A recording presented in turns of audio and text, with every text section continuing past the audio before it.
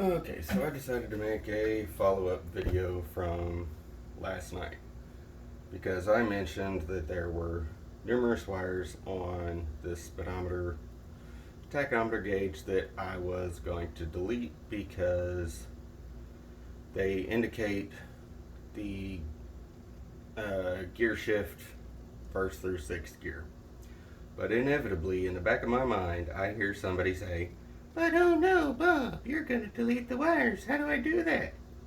Well, it's pretty easy, regardless of whether you ride in the rain, ice, snow, or go off road in the mud. Okay, what you're going to do, you're going to grab a pair of wire cutters, you're going to snip the wire as short as you deem fit, whatever works for you. You're going to take a ½ inch piece of heat shrink that just fits over the end of that wire. You're going to slip it on about halfway. From there, you're going to apply heat and shrink it. And you're going to see that part of it stays above the wire. Give it a little twist while it's still warm and fold it over. From there, you're going to take a larger piece, again, roughly ½ inch or whatever size you deem fit for your piece of wire. And you're going to apply heat to it. At this point, you have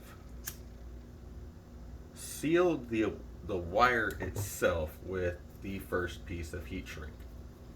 And when you folded, heated it and folded it over. After that, the second piece of heat shrink that you place on there is strictly just to hold that piece that you folded over in place.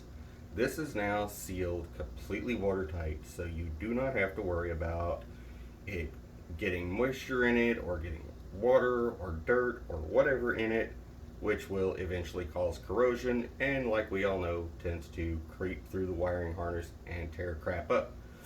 So for those of you who just didn't know, or those that don't do research and figure out the easy stuff, I don't judge, I don't care. I just figured I'd give an update and let y'all know that's how you seal off a wire that you're not going to use. Whether it be something like this gauge that has numerous wires I'm not going to use, or if you take and install an aftermarket headlight and let's just say the factory one runs off of 3 wires, but the new one you plug in only runs off of 2 wires, you may need to seal one off from the original harness. That's a good way to do it. It closes everything off. Like I said, makes it completely moisture proof and nothing's going to get in there. It's not going to corrode and tear up the rest of your wire harness.